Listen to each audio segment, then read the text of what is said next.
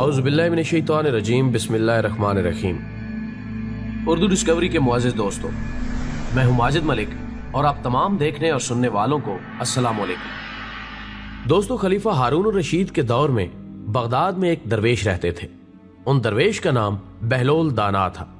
بہلول دانا بیک وقت ایک فلاسفر اور ایک تارک الدنیا درویش تھے۔ ان کا کوئی گھر، کوئی ٹھکانہ نہیں تھا۔ وہ عموماً شہر میں ننگے پاؤں پھرتے تھے اور جس جگہ تھک جاتے وہیں ڈیرا ڈال لیتے۔ بعض لوگوں نے انہیں مجذوب لکھا ہے کہ یہ اللہ کی تجلیات اور عشق میں مستغرق اور گم رہتے تھے اور اپنے ارد گرد کے ماحول سے بے خبر ہوتے۔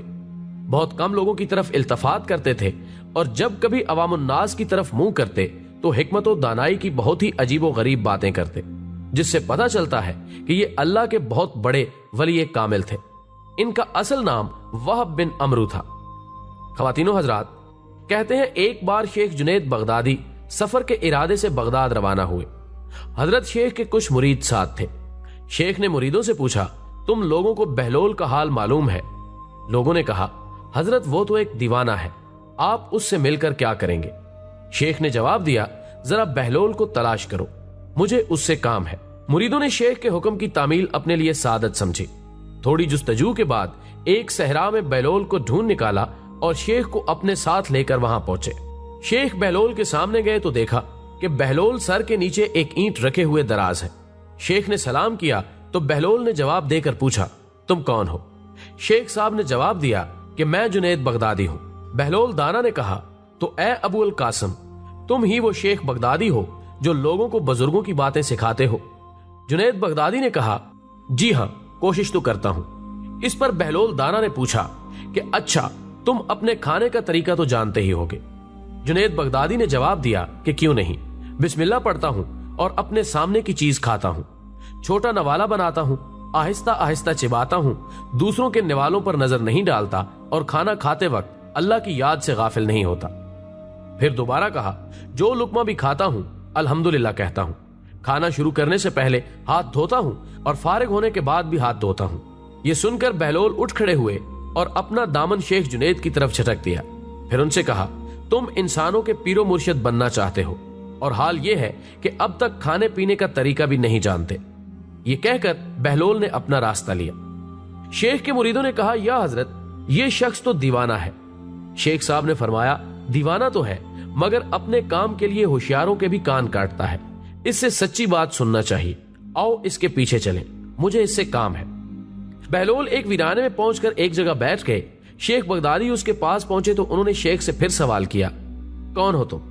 شیخ صاحب نے کہا، میں ہوں جنید بغدادی جو کھانا کھانے کا طریقہ نہیں جانتا۔ بہلول نے کہا، خیر، تم کھانا کھانے کے آداب سے ناواقف ہو تو گفتگو کا طریقہ تو جانتے ہی ہوگے۔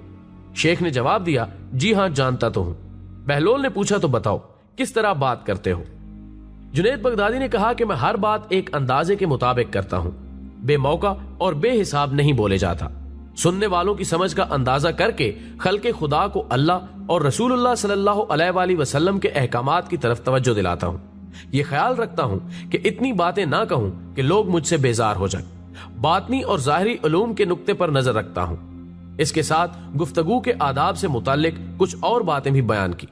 بہلول نے کہا، کھانا کھانے کے آداب تو ایک طرف رہے، تمہیں تو بات کرنے کا ڈھنگ بھی نہیں آتا۔ پھر شیخ سے منہ پھیرا اور ایک طرف چل دیے۔ مریدوں سے خاموش نہ رہا گیا۔ انہوں نے کہا، یا حضرت، یہ شخص تو دیوانہ ہے، آپ دیوانے سے بھلا کیا توقع رکھتے ہیں؟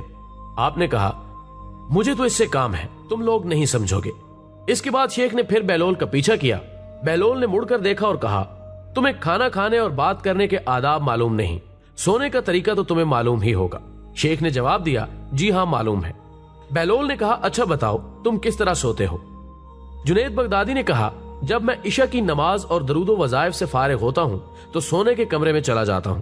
یہ کہہ کر شیخ نے سونے کے وہ آداب بیان کیے جو انہیں بزرگان دین کی تعلیم سے حاصل ہوئے تھے۔ بہلول نے کہا کہ معلوم ہوا کہ تم سونے کے آداب بھی نہیں جانتے۔ یہ کہہ کر بہلول نے جانا چاہا تو حضرت جنید بغدادی نے ان کا دامن پکڑ لیا اور کہا، اے حضرت، میں نہیں جانتا، اللہ کے واسطے تم مجھے سکھا دو۔ کچھ دیر بعد بہلول نے کہا، میاں، یہ جتنی باتیں تم نے کی سب بعد کی چیزیں ہیں، اصل بات مجھ سے سنو۔ کھانا کھانے کا اصل طریقہ یہ ہے کہ سب سے پہلے حلال کی روزی ہونی چاہیے۔ اگر غذا میں حرام کی آمیزش ہو جائے تو جو آداب تم نے بیان کیے ان کے برتنے سے کوئی فائدہ نہ ہوگا اور دل روشن ہونے کی بجائے اور تاریک ہو جائے گا۔ شیخ جنید نے بے ساختہ کہا، جزاک اللہ خیر۔ پھر بہلول نے بتایا، گفتگو کرتے وقت سب سے پہلے دل کا پاک اور نیت کا صاف ہونا ضروری ہے، اور اس بات کا بھی خیال رہے کہ جو بات کہی جائے اللہ کی رضامندی کے لیے ہو۔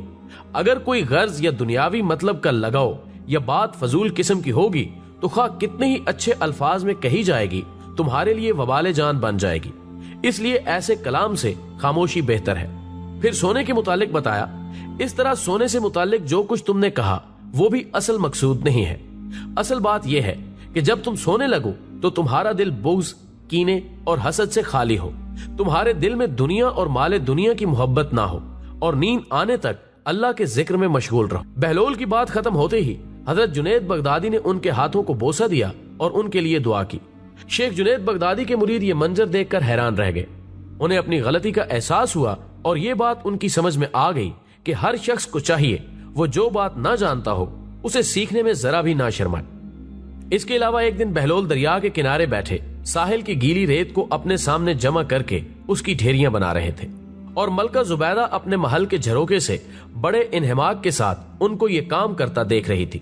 وہ مٹی کی ڈھیری بناتے اور پھر اپنے ہاتھ سے ہی اس کو مسمار کر دیتے۔ ملکہ جھروکے سے اتر کر اپنی سہیلیوں کے ہمراہ دریا کے کنارے آ گئی اور بہلول سے پوچھا کہ کیا کر رہے ہو؟ بہلول نے ادائے بے نیازی سے کہا، جنت میں محل بنا رہا ہوں۔ ملکہ نے سوال کیا، اگر تم سے یہ کوئی محل خریدنا چاہے تو کیا تم اس کو فروخت کر دو گے؟ بہلول نے کہا، ہاں کیوں نہیں، میں بناتا بھی ہوں اور فروخت بھی کرتا ہوں، تو بتاؤ ایک محل کی کیا قیمت ہے؟ ملکہ کے سوال کرتے ہی بہلول نے بے ساختہ کہا، 3 درہم۔ ملکہ زبیدہ نے اسی وقت اپنی کنیزوں کو حکم دیا کہ بہلول کو 3 درہم ادا کیے جائیں، لہٰذا بہلول کو 3 درہم ادا کر دیے گئے۔ خواتین و حضرات، یہ تمام واقعہ ملکہ نے اپنے شوہر خلیفہ ہارون الرشید کو بتایا۔ خلیفہ نے اس واقعے کو مذاق میں ٹال دیا۔ رات کو جب ہارون الرشید سوئے تو انہوں نے خواب میں جنت کے مناظر دیکھے، آبشاریں، مرغزاریں اور پھل پھول وغیرہ دیکھنے کے علاوہ بڑے اونچے اونچے خوبصورت محلات بھی دیکھے۔ ایک سرخ یاقوت کے بنے ہوئے محل پر انہوں نے زبیدہ کا نام لکھا ہوا دیکھا۔ ہارون الرشید نے سوچا کہ میں دیکھوں تو صحیح، کیونکہ یہ میری بیوی کا گھر ہے۔ وہ محل میں داخل ہونے کے لیے جیسے ہی دروازے پر پہنچے تو ایک دربان نے انہیں روک لیا۔ ہارون الرشید کہنے لگے، اس پر تو میری بیوی کا نام لکھا ہوا ہے، اس لیے مجھے اندر جانا ہے۔ دربان نے کہا کہ نہیں، یہاں کا دستور الگ ہے، جس کا نام ہوتا ہے اسی کو اندر جانے کی اجازت ہوتی ہے، کسی اور کو اجازت نہیں ہوتی، لہٰذا آپ کو داخل ہونے کی اجازت نہیں ہے۔ جب دربان نے ہارون الرشید کو پیچھے ہٹایا تو ان کی آنکھ کھل گئی۔ ناظرین گرامی، بیدار ہونے پر انہیں فوراً خیال آیا کہ مجھے تو لگتا ہے کہ بہلول کی دعا زبیدہ کے حق میں اللہ رب العزت کے ہاں قبول ہو۔ وہ ساری رات اسی افسوس میں کروٹیں بدلتے رہے۔ چنانچہ وہ شام کو بہلول کو تلاش کرتے ہوئے ادھر ادھر دیکھ رہے تھے کہ اچانک انہوں نے دیکھا کہ بہلول ایک جگہ بیٹھے اسی طرح کا مکان بنا رہے ہیں۔ ہارون الرشید نے السلام علیکم کہا، بہلول نے جواب دیا، وعلیکم السلام۔ ہارون الرشید نے پوچھا، کیا کر رہے ہیں؟ بہلول نے کہا کہ جنت میں محل بنا رہا ہوں۔ ہارون الرشید نے پوچھا، بیچو گے؟ تو بہلول نے کہا کہ ہاں کیوں نہیں، میں بناتا بھی ہوں اور فروخت بھی کرتا ہوں، بتاؤ ایک محل کی قیمت کیا ہے؟ بہلول نے بے ساختہ کہا، تیری پوری سلطنت۔ ہارون الرشید نے کہا، اتنی قیمت تو میں نہیں دے سکتا، کل تو آپ 3 درہم کے بدلے دے رہے تھے اور آج پوری سلطنت مانگ رہے ہیں۔ بہلول دانا نے کہا، خلیفہ کل بن دیکھا معاملہ تھا اور آج تم محل دیکھ کر آئے ہو۔ خلیفہ یہ سن کر گھٹنوں کے بل بہلول دانا کے سامنے مایوس ہو کر بیٹھ گئے اور کہا، حضرت آپ مجھ سے میری ساری سلطنت لے لیں اور مجھے ایک محل دے دیں۔ جب بہلول دانا نے خلیفہ کی عاجزی دیکھی تو کہا کہ میں تمہاری اس سلطنت کا کیا کروں گا؟ اس دنیا کی محبت تو بہت سے گناہوں کی جڑ ہے، جاؤ اپنی سلطنت اپنے پاس رکھو، اس محل کو بھی تمہارے لیے 3 درہم میں فروخت کرتا ہوں۔ ناظرین گرامی، اسی طرح حضرت سیدنا سری سکتی رحمت اللہ علیہ فرماتے ہیں کہ مجھے ایک بار قبرستان جانا ہوا، وہاں میں نے حضرت سیدنا بہلول دانا رحمت اللہ علیہ کو دیکھا کہ ایک قبر کے قریب بیٹھے مٹی میں لوٹ پوٹ ہو رہے ہیں۔ میں نے پوچھا، آپ یہاں کیوں بیٹھے ہیں؟ جواب دیا، میں ایسی قوم کے پاس ہوں جو مجھے اذیت نہیں دیتی اور اگر میں غائب ہو جاؤں تو میری غیبت نہیں کرتی۔ میں نے عرض کی، روٹی مہنگی ہو گئی ہے، تو فرمانے لگے، اللہ عز و جل کی قسم، مجھے کوئی پرواہ نہیں، अगरचे एक दाना दीनार का मिले। हम पर उसकी इबादत फर्ज है जैसा कि उसने हमें हुक्म दिया है, और हमारा रिज्क उसके जिम्मे पर है जैसा कि उसने हमसे वादा कर रखा है। ख्वातीनो हजरात, एक दिन बहलोल बाजार में बैठे हुए थे कि किसी शख्स ने पूछा, बहलोल क्या कर रहे हो? तो बहलोल ने कहा कि बंदों की अल्लाह से सुलह करवा रहा हूं। उस शख्स ने कहा कि फिर क्या बना? बहलोल ने कहा कि अल्लाह तो मान रहा है लेकिन बंदे नहीं मान रहे। कुछ अरसे बाद उसी शख्स का गुजर एक कब्रिस्तान के पास से हुआ तो देखा कि बहलोल कब्रिस्तान में बैठे हैं।